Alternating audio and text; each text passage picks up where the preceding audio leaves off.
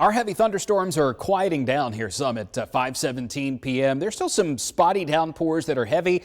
And then you got this action in Tallapoosa County down toward Lee County where there's still some lightning and some very almost blinding heavy rain on Highway 280 down past Dadeville and Camp Hill into northern Lee County. But as far as widespread heavy rain goes, this is not exactly what you're looking for in that bucket. Now, there are some good downpours in progress. There's one on the northeast side of Trussville, right about Argo, and you can see the Ayers Estates area in between Springville and Asheville, just a little bit to the south of the Friendship community.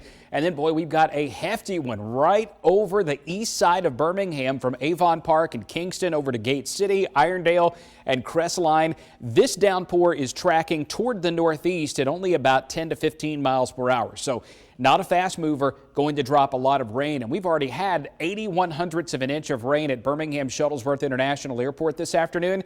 And this is going to cross the airport at about 5:20. So in about a minute or two, it gets there. Crossing Interstate 59 and 20, exit 132, 133, and 134, and then headed up towards Center Point by about 5:41. A few other downpours are in progress down into Shelby County and right over the southern part of St. Clair County. It's raining pretty hard at Winterboro and on the east side of Childersburg. But as far as flooding rain goes, this is not exactly what you're looking for. More widespread light showers. That's a good kind of rain over South Shelby County. And then it's also raining pretty heavily into parts of Pickens County, too. These showers tracking toward the north, roughly about the same speed. So what you see here just northeast of Pickensville and just to the south of Gordo, well, that's tracking up toward the northeastern part of Pickens County and the northwestern part of Tuscaloosa County. So there you see some of the communities that are in the path of that, Gordo, Reform, Mackshan, Millport, Kennedy, and Belk between now and roughly, say, the bottom of the next hour. So about an hour from right now. More big, heavy storms down over the Gulf. This is a sign of what's causing all of the mischief with the rain around here. You got an upper low to the west, a big high called a ridge over here to the east.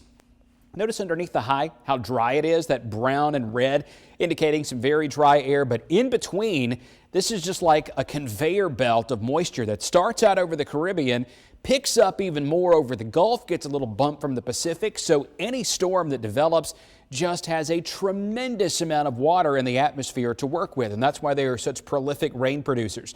We'll look at the future track here through early tomorrow morning, and just like today, there could be a few brief showers around to start Thursday. Into the afternoon and early evening, though, that's where storms are more widespread.